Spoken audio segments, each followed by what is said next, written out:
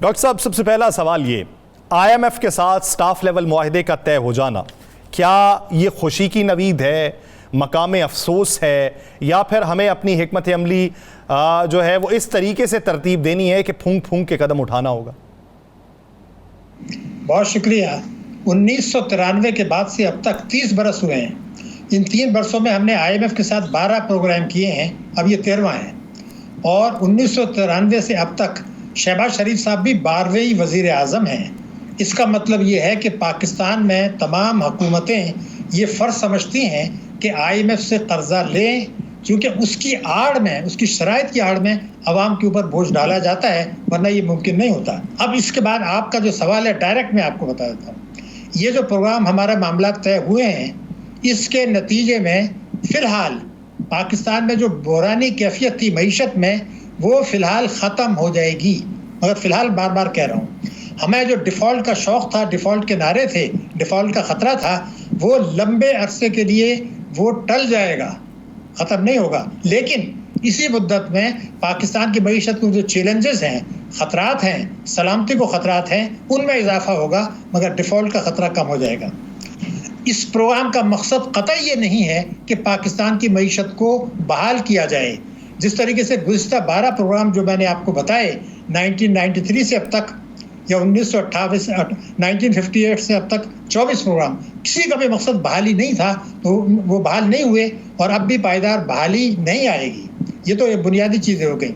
اب میں جو چیز آپ سے عرض کرنا چاہتا ہوں وہ یہ ہے کہ اگر یہ مقصد تھا کہ عوام کے اوپر بوجھ ڈال دیا جائے، وہ حاصل ہو گیا۔ لیکن یہ جو ابھی آپ ڈسکشن کر رہے تھے، یہ فیصلہ ہو چکا ہے کہ ہم جولائی 2024 کے بعد اپنے 24ویں پروگرام میں آئی ایم ایف کے پاس جائیں گے درخواست لے کے۔ اگلی حکومت وہ شاید 3 سال کی مدت سے زیادہ ہوگا، اس کی سخت شرائط ہوں گی، اور حکومت یہ کہے گی کہ ہم نے ڈیفالٹ سے بچایا، کوئی دوسری حکومت کہے گی ہمیں تباہ حال معیشت ورثے میں ملی۔ اب ہم نے جو یہ 3 سال کا پروگرام لیا ہے، اگر عوام ملک کی خاطر قربانی دے دیں تو پھر ایک سنہرا مستقبل منتظر ہوگا۔ یہ ہے منظرنامہ جو مجھے نظر آ رہا ہے، اور یہی 3 سال جو ہوں گے وہ خطرناک اس لیے ہوں گے کہ اس کے بعد جو بحران ہے عوام میں اور حکومت میں، صوبوں کے درمیان، وہ بڑھ جائے گا، جس کے لیے میں سلامتی کے خطرات آپ کو بیان کر رہا ہوں۔ لیکن اگر آپ عملی تو صرف اکنامکس کی بات کر لیں، پہلی بات، ہمارا پچھلے سال کا جو بجٹ تھا اس میں یہ کہا گیا تھا کہ ہم 3000 ارب روپے کی ٹیکس کی چوری ہو رہی ہے، مرات نہیں، چوری، ہم یہ وصول کریں گے اور اس سے آمدنی بڑھا کے عوام کو دیں گے۔ پہلا سوال، وہ 3000 تو بڑھ گئے اس لیے کہ tax G D P ratio گر گیا، نئے ٹیکسز لگا دیے، اور وزیر دفاع نے کہا کہ 3970 ارب روپے کی چوری ہو رہی ہے۔ تو اس کا مطلب آج جب کہ معیشت تباہ حال ہے، اس وقت بھی آپ ٹیکسوں کی چوری روکنے کے لیے تیار نہیں ہیں، تو پھر کب تیار ہوں گے؟ پہلا سوال، اور کیوں نہیں ہے، نمبر 1۔ نمبر 2، گٹھ جوڑ۔ آئی ایم ایف نے کیا کہا، ایم ڈی نے، کہ ہم نے پاکستان سے کہا ہے کہ آپ مالدار لوگوں سے ٹیکس لیں۔ فیصلہ کیا ہوا کہ جی ایس ٹی بڑھا دیں، پیٹرولیم لیوی بڑھا دیں، تو یہ الٹا ہو گیا پھر۔ تیسری بات، ہماری کیپیسٹی ٹیکسوں کی ہے 7000 ارب روپیہ، کم لے رہے ہیں۔ اگر وہ آپ نہیں لیتے، وصول نہیں کرتے، تو آپ دنیا بھر کی قرضے لے لیں، سرمایہ کاری لے آئیں، جیسی بھی آئے گی، پاکستان کی معیشت تباہ رہے گی، وہ ٹھیک نہیں ہو سکتی۔ یہ بالکل قدرت کی بات ہے جس کو آپ ایکسیپٹ کر لیں۔ یہ بات میں کیوں کہہ رہا ہوں؟ دیکھیے، 3 چیزوں سے معیشت ترقی کرتی ہے۔ ایک ہوتے ہیں ملکی بچتیں۔ اس پروگرام کے بعد، جی جناب، میں کہ سر یہ تو بتائیے گا، اس پروگرام کے بعد کیا پاکستان میں ڈالر کی قیمت نیچے آئے گی؟ فوری طور پر نیچے آئے گی، پھر بعد میں بڑھ جائے گی۔ فوری طور پر ابھی چند دنوں میں آپ دیکھیں گے کہ وہ نیچے آ جائے گی، لیکن الٹیمیٹلی یہ اس لیے بڑھے گی کہ ابھی تو دیکھیں نا، آپ کو اسلامک ڈیولپمنٹ بینک سے بھی پیسے مل رہے ہیں، یو اے ای سے بھی مل رہے ہیں، آپ کو سعودی عرب سے بھی مل رہے ہیں، اور بھی پیسے مل رہے ہیں، لیکن 4 ارب کی امپورٹس تو آپ نے روکی ہوئی ہیں جو پیمنٹ نہیں کیا۔ 21 ارب ڈالر کی آپ نے امپورٹس جو ہے وہ کم کر دی تھی، جب دوبارہ کرنی ہے۔ تو جب یہ ساری چیزیں کریں گے تو یہ جو 5-6 ارب ڈالر کا اضافہ ہوگا، یہ پھر نکل جائے گا، پھر دوبارہ دباؤ آئے گا۔ اس میں کسی پاکستانی کو شبہ نہیں ہونا چاہیے کہ آج کے حساب سے، میں کہنا نہیں چاہتا، مگر یہ کوئی 324 روپے کے قریب ہمارا بنتا ہے۔ اب اگر ڈاکٹر صاحب، جب آپ سمجھتے ہیں کہ امپورٹ بڑھ جائیں گی، تو ہماری ایکسپورٹ کا بھی میرے خیال سے 40 سے 50% حصہ ایسا ہے جو امپورٹ کے اوپر ریلائی کرتا ہے، اس کا خام مال امپورٹ کے ذریعے آتا ہے، تو ہماری ایکسپورٹ میں نہیں اضافہ ہوگا؟ دیکھیے پہلے میں آپ کو ایک فگر دے دیتا ہوں، اس کی روشنی میں ہم طے کر لیں. آپ اصولی طور پر آپ کی بات صحیح ہے. 2014 میں پاکستان کی ایکسپورٹ تھی $25 ارب. 9 سال کے بعد 2023 میں تھی $27 ارب، یعنی $2 ارب بڑھا. اس وقت ڈالر 98 روپیز کا تھا، اب 287 روپے کا ہے. یہ سب سے بڑا فیکٹر ہے، لیکن کہیں نظر نہیں آیا. لیکن آپ یہ بھی دیکھ رہے ہیں کہ پچھلے برسوں میں ہماری جو برآمدات ہیں وہ نہیں بڑھی ہیں اتنی جتنے کہ امپورٹس بڑھی ہیں.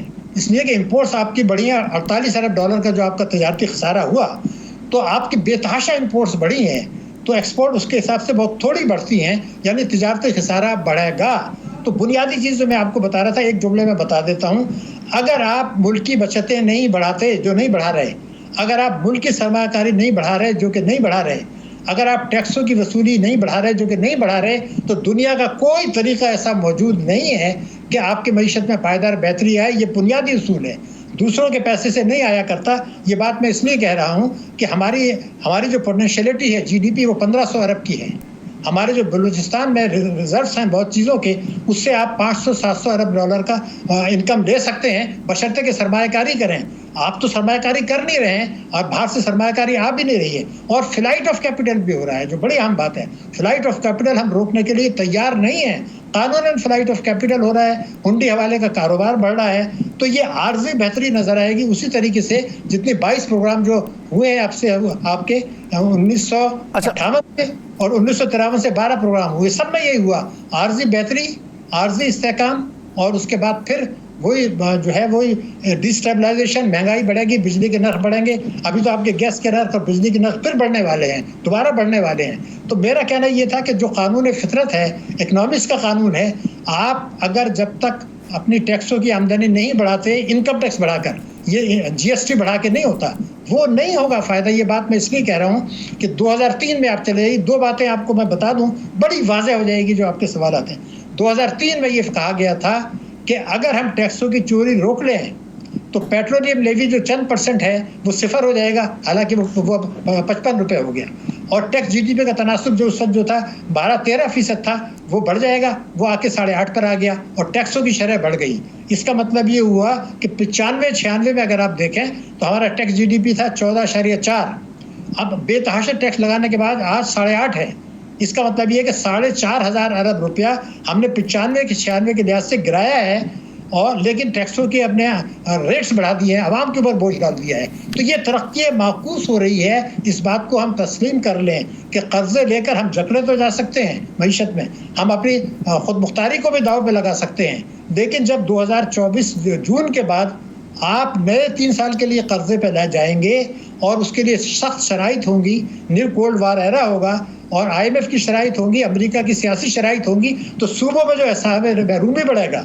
اور بلوچستان میں جب یہ کہا جائے گا کہ جناب آپ کی تو پوٹینشیلٹی ایکسپورٹ کی ہے $1,000 ارب، تو یہ تو پاکستان میں انویسٹمنٹ نہیں ہو رہا، تو وہ علیحدگی کی تحریک جو ہے وہ بیرونی طاقتیں چلائیں گی. آج یہ سمجھ لیں کہ آج یہ سمجھ کے اس خطرے کو دور کریں. یہ خوشیاں منانا کہ 12 پروگرام کے بعد 13 آ گیا، یہ اچھی بات ہے، آ گیا، ڈیفالٹ کا خطرہ چل گیا. لیکن آج کی تاریخ میں جو میں بار بار آپ کی خدمت میں کہتا ہوں، اگر ہم نے اصلاحات نہیں کی ٹیکسوں کے معاملے میں، بچتوں کے لیے، سرمایہ کاری کے لیے، توانائی کے شعبے میں، اور اسی طرح سے برات لیتے رہے، آج کی تاریخ میں پاکستان ٹیکس چوری کرنے والوں کی جنت ہے، قومی دولت لوٹنے والوں کی جنت ہے، قومی دولت لوٹ کے بعد بھیجنے والوں کی جنت ہے. ڈاکٹر صاحب آپ درست کہہ رہے ہیں، یہ جو بات کہہ رہے ہیں آپ درست کہہ رہے ہیں، لیکن اس کا حل جو آپ بتا رہے ہیں، یہ حل آپ ہمیشہ ہی بتاتے ہیں، یہ حکمرانوں کو بھی پتہ ہے، یہ سب کو پتہ ہے کہ اس کا حل یہی ہے، لیکن یہ حل ہوتا نہیں. اس کے لیے مجھے بتائیں اس پورے معاملے پہ کیا عوام کے لیے کوئی ایک خوشخبری ہے؟ اور دوسرا سوال اسی کے ساتھ ہے، آپ نے کہا ڈالر نیچے آئے گا پھر اوپر چلا جائے گا، کتنا عرصہ نیچے آئے گا، کتنا عرصہ اوپر جائے گا؟ اس سے کیا پاکستان کے قرضے بڑھیں گے نہیں؟ دیکھیے چند ہفتے اگر یہ گر گیا تو اس کی کوئی اہمیت نہیں ہے. میں تو آپ کو بتا رہا ہوں کہ میں کہنا نہیں چاہتا، مگر آج کے تاریخ میں 324 روپے کے قریب آپ کا ہوگا. اب یہ مصنوعی طریقے سے کر لیں. اب IMF نے کنڈیشن لگا دی ہے کہ آپ اس کو مارکیٹ ریٹ پہ لے کے جائیں. دیکھیے میری سیدھی بات ہے، جب آپ کے معاشی اشاریے خراب ہیں، $21 ارب کی آپ نے امپورٹس کم کر دی، اس کے باوجود آپ کے ریزرو $6.5 ارب اسٹیٹ بینک کے گر گئے. تو جب آپ یہ امپورٹس بڑھائیں گے، آپ کا جو ہے بجٹ خسارہ آپ کا بے تحاشا ہے, 4,000 ارب کا آپ کا سرکولر ڈیٹ ہے, آپ کے پبلک سیکٹر کے لاسز ہیں. تو یہ ساری چیزوں کو ہم کیوں فراموش کر رہے ہیں؟ آپ نے تعلیم اور صحت کے بج میں 2,000 ارب روپے کم مختص کیے ہیں, اس کی تو بات ہی نہیں کر رہے. ارے بھائی, جب یہ 24 ملین بچے اسکول نہیں جا رہے, جب لوگوں کو علاج معالجہ نہیں مل رہا, تو اگر آپ نے قرضے لے کے مالدار لوگوں کو فائدہ پہنچا کے کچھ انڈسٹریل ایکٹیویٹی بڑھا دی, تو سوال یہ کہ 24 ملین کو کیا ملا؟ ان کو تو تعلیم اور صحت اس صدی کے آخر تک بھی آپ نہیں دیں گے.